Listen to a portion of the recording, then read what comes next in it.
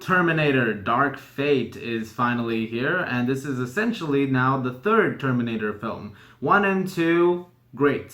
3, 4, 5, not so much. Those have now been labeled as alternate timeline films, and this has been the definitive sequel to Terminator 2. And in this film, even after the events of T2, some stuff's still happening, and a new sort of threat has arrived, played by Gabriel Luna, who is out to find a girl named Danny, played by Natalia Reyes. A girl, also played by Mackenzie Davis, has been sent from the future to help Danny, and in the middle of all this, Sarah Connor enters the picture as she's doing her best to stop this weird Terminator that suddenly appeared out of nowhere and try to save the day once again, along with some help perhaps from Arnold Schwarzenegger's T-800.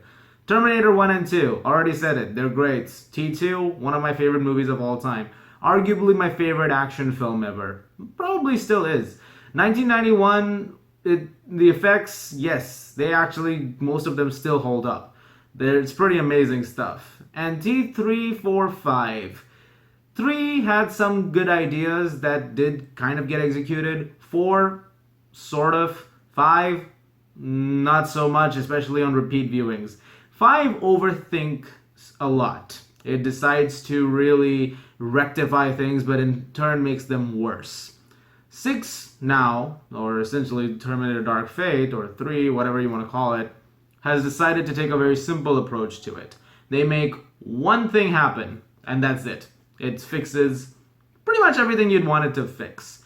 This film is a lot of fun, actually, and before anything else, I have to say it, this is a really fun movie. I really like this film. This is definitely the best sequel since The Judgment Day, which is great. Granted, it may not sound like a high bar, but it definitely is. This is the closest any of the films have come to those two since 1991. I really like this film. And most of that is because of the way the action is choreographed, it's shot, it's well directed. Tim Miller has done a fantastic job. I really like him as a director. I love what he did with Deadpool. And I loved a lot of the action of Deadpool. And this is definitely carrying forward over into this film because there's a lot of great action sequences, two particularly standing out.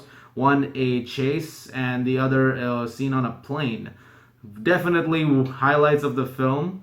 I really like the way they were handled, and again, they kept you on the edge of your seat throughout the entirety of its runtime. Also in this film are terrific performances, particularly from Linda Hamilton, who's the best she's been since, honestly, 1991. Her performance here is fantastic. It's so great to see her again as Sarah Connor. I wanted to cheer, but it was a press screening, so I couldn't cheer. But I really wanted to cheer. And it was great seeing Arnold as T-800 again. And if I'm being completely honest with you, this might be his best performance since T2, actually. He's made some great films since then, too. He's made some decent, fun movies. But this is probably the best he's acted since then. He does a really good job here. And so do the other characters, Natalia Reyes and Gabriel Luna. But I want to talk a little bit about Mackenzie Davis, because I think she's a really great actress, and I've seen her in other things before, like The Martian, Blade Runner 2049, a film last year called Tully with Charlize Theron, which I don't know if it got much attention, but that was really good. In this film, she has basically the main role, and she does a fantastic job of it. I thought she was great, and I really hope that she gets a lot more to do in Hollywood after this, because I think she's a really great actress. So that part was great. But Gabriel Luna was also great as this evil Terminator. And I want to talk about something very specific with this Terminator, because there's something in T2 about the personality Terminators have. This film doubles down on that because both this bad Terminator called Rev X, I believe, and the T-800, both of them have been given substantial personality increase. They're both definitely exhibiting more than the neutral, alright, we're just faking it. I mean, yes, in a way the villain is faking it, but there's more emotions to him. There's more of a conversational aspect to him, which I really liked. It's not just stoic, like, I like your jacket. I'm gonna kill you and take your jacket now. Get the hell out of my face. That's not so much like that anymore. I'm glad that's there. And the stuff they've added with Arnold as well was really great.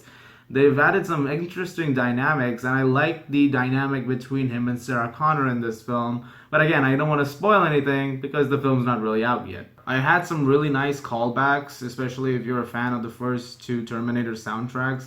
There's a lot of that in this movie. In particular, the themes from T2, which I really liked. There was a few moments in scenes where I was listening in closely, and I leaned over to my friend and I'm like, oh my god, that's the tune from T2, and it was just cool. Those little things over there were pretty cool. I mean, fan service is something that I was expecting in this film, but it wasn't just full on fan service. The movie, yeah, there was some, but it was more musical than anything else. But I like that. That was cool. It was cool. It's visually great. Did I mention that already? It is a visually good-looking movie. The some of the stuff that they've done prosthetic-wise, and even for this new Terminator's effects, I really liked it. I thought they worked out really well. One of the issues I have with it though is its pacing. Sometimes it can be a little weird. There's a scene in this film, for instance, you'll know when you get there, it's a very big, drawn-out sequence. The build-up is insane. And when you finally get to that sequence and it happens, you think, oh wow, that was a great ending to the second act. The final act of this is going to be so intense and so amazing. And then you look at the clock and you realize it's only been an hour of film. There's still an hour and 10 minutes left, or 14 minutes, or whatever.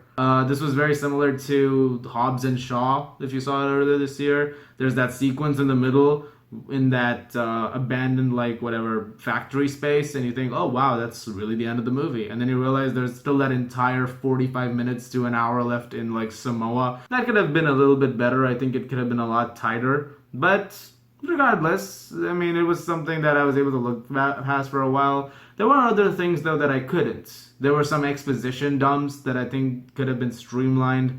I thought it could have used a little bit of either trimming, or you could have placed it somewhere else in the film. There's a scene in particular where a character is explaining something, and it's kind of in the middle of an action scene, which I didn't quite understand. I said, listen, guys, this is not the time for this. There's something much more important on hand right now. Why have you chosen this moment to tell this? Maybe you should have told us 3 scenes ago. In fact, there is downtime in the film. I thought that's a good place to tell it. Why did we wait until in the heart of this big scene, this big action scene, to do it?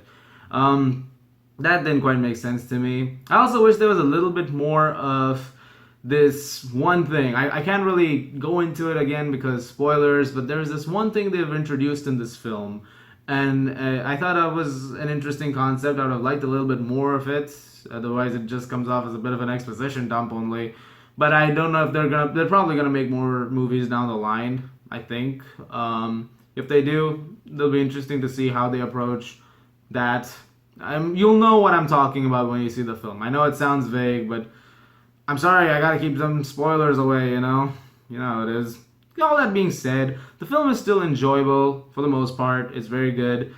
And yes, it definitely is the best one since T2. I recommend watching it, and I recommend seeing it on a big screen. It's really cool. It's very exciting stuff. Yeah, that's about it. I'm gonna give Terminator Dark Fate an 8 out of 10. Really enjoyed this movie. I thought it was just entertaining. Just really entertaining. This review, by the way, is different. You can probably tell. It's been shot in 4K. I don't know how it's coming out. If you guys like it, let me know. I'll try it again some other time in the future. If it's not coming out well, then I can go back to 1080p. This is not going to be for every review. It's only going to be for a handful of reviews. Just thought I'd get that out there. Thank you very much for watching, guys. Look forward to more reviews very soon. As always, if you like this, please do subscribe. I'll see you guys in the movies.